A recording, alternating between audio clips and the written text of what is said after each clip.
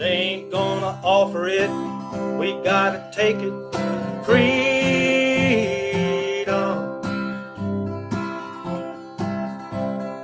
Hold the line, say hell no to anything that goes against freedom.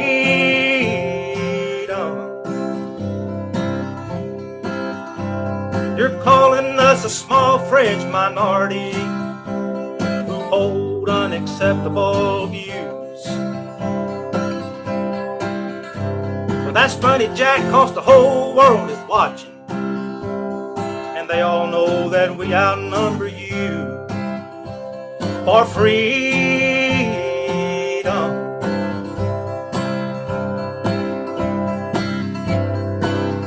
From the heart of Dixie, Bama to Ottawa, Canada, we're standing on the same solid ground. And I hear the land down under is rolling up the thunder. We ain't gonna take this laying down, no.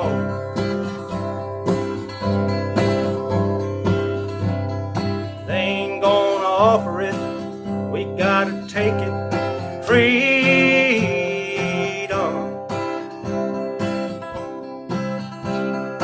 Hold the line, say hell no to anything that goes against freedom.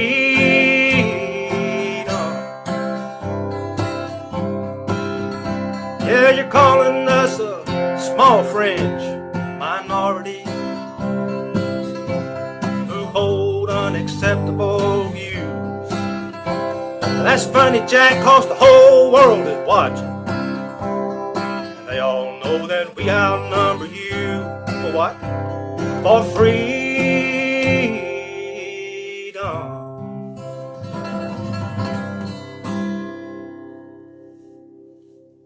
Freedom to do what we want, right?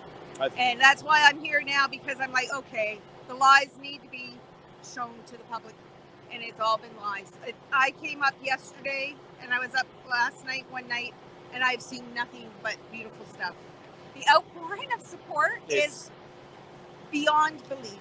I've never felt so much love in my whole life as what I have experienced here. I went out today, and I went down to the center there, and it's just amazing. And I've had people on my Facebook who are like, saying apparently it's white supremacists and shit. And it's like, I've been hugged by blacks. I've been hugged by, I talked for almost an hour to some beautiful Sikh guy, and we hugged and we cried together. We held hands.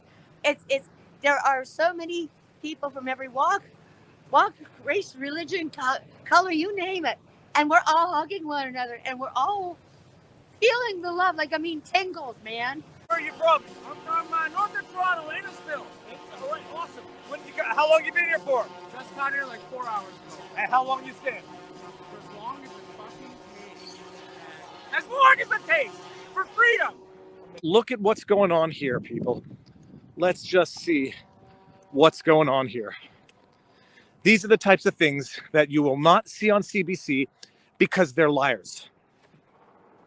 This appears to be a group of rowdy, extremist, xenophobic, anti-black racist, anti-Semitic, transphobic protesters who appear to be shoveling the walkway.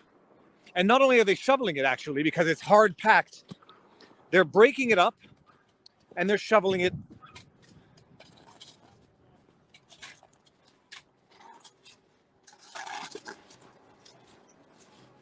Look at what's going on here. Anyways, they're moving the cones to get the garbage. So that's one of the protesters, by the way. One of the joke will never get old. One of those extremist protesters who is going to collect the garbage because the city won't do it. Wait, I just wanted to come down to see it myself. You have to come down and see it yourself. So you can watch it on TV or on YouTube, and you got to get down here. Like yesterday was awesome talking to people. Anybody will talk to you. Everyone's nice. It's a totally different atmosphere. And the truckers are awesome. It's awesome down here. Tell me why you're here, sir. I'm a 60-year-old grandfather who's been fired from his job by General Motors of Canada on December 12th. They told all non-vax people to just leave. They cut us all out.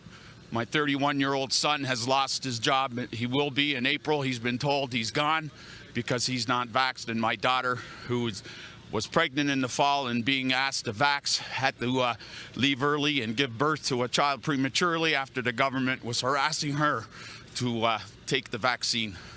So my family has been impacted in hundreds of thousands of dollars. My son-in-law has his own business, consulting business, and he's losing tens of thousands of dollars. The government has decided to punish their people, and I'm here to stop it. There's no journalism anymore. I just don't understand why there's such a fear-mongering sort of unity going along with all these media stations. Saying there's no reason this gym and others can't be open. The height of the hypocrisy of this was about 2 weeks ago, it was reported that so many doctors and nurses had COVID, they were letting them continue to work while they were positive with COVID.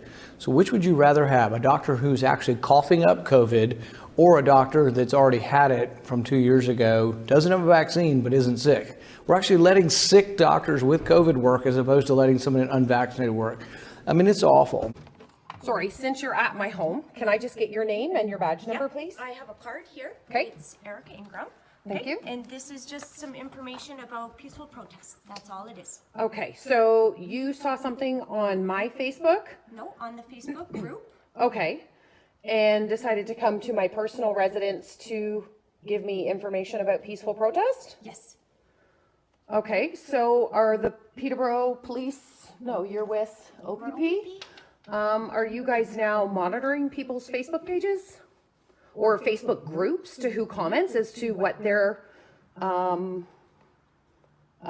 status updates are or what they're doing or within the group? Like, because of the protests happening province-wide, yes, we have been monitoring the protests. But now our government of Canada has just now gone ahead and eliminated my bank account for any option to receive or send email money transfers. The government of Canada has just infiltrated my bank account. They have eliminated any option for me to send emails and receive emails. Does that not sound like a government overreach? But corruption is what it is. They will go after the pursuit of freedom on all fronts, at all sources. I love everybody here. And if you're watching this and you're thinking about coming to Ottawa, please come to Ottawa. Well, you're right. I think during the 2 years of COVID, we've heard over and over again that we're all in this together, but no politician has lost his job. No bureaucrat has lost their job. I think they voted themselves raises, as a matter of fact. Yeah. So clearly, I think that might be the biggest lie we've had to endure in the past 2 years. Yeah. If they were good as they say they were, then they would be able to mitigate these certain issues. This should be something small, just to give. We're only about 40 million people in Canada. If you can't satisfy the small group of people, then how are you going to call yourself a government? You're a corporation. You're not a government. Because the government is supposed to help and give back. If you believe the mainstream media, if you believe our government, including Prime Minister Trudeau, all the people that are part of this, you're racists, you're haters, you're bigots, why are they painting you in that manner when clearly that's not the case? I'm just a normal Canadian. I was born and raised here. Everybody that I know in this town, left, right, black or blue, it doesn't make a difference. We're all Canadians. And the same thing with the Americans. We've lived on the border. We feel real tight, a close bond to everybody. For him to actually do that just divides us further. It's like he's drawing a line in the sand that we're bad, and it automatically, as soon as you have an opinion different than them, you're branded a Nazi or a criminal or a racist or a white supremacist. This has nothing to do with color. It has nothing to do with your skin. A lot of people say, what is the point of these trucker convoys that are all over Canada now? What had they done tangibly? Well, we see provincial governments announcing easing of the lockdown mandates, including today in Saskatchewan. Exactly, Scott Moe. Yeah. We have seen, I think, the departure of Aaron O'Toole as the leader of the Conservative Party and Pierre Poilievre deciding to throw his ring into the leadership. So there are things happening because of this, wouldn't you say? It's absolutely happening because of this trucker, I'm going to call it a trucker showdown. So absolutely. I don't know why Scott's waiting until the end of the month. I mean, we'll see what happens then. But as far as I'm concerned, they should have dropped all of these mandates yesterday. Yep. Justin Trudeau has doubled down today and said not only are these truckers going to have to be vaccinated to go to the United States, but now they're going to have to be vaccinated to go interprovincially. So that's going to throw another piece of gas. It just never ends, does it? It doesn't end, so it has to end here. It absolutely has to end. And I'm going to tell, first of all, I want to thank you, Justin Trudeau, for doing something no other politician could have possibly done, and that is bringing this entire country, no matter what race, creed, or color, he brought us all together, and here we are. We're together. These truckers are the most, how can I put it politely? They got gonads bigger than their trucks. It relied upon guys with dirty fingernails to move the needle. Medicine, politics, media have failed. And we needed truckers, ordinary guys and semis by the thousands to get attention. And hats off to you, because we failed and you're succeeding. This is a no prisoners event. This isn't a time for negotiation. No time for dithering of politicians to try to somehow escape the responsibility. No, this is capitulation. Take no prisoners time. Because no one's leaving Ottawa until that happens. Whatever it takes. Politely, civil disobedience, no violence at all. No vax passports, no lockdowns, no mandates. Oh yeah.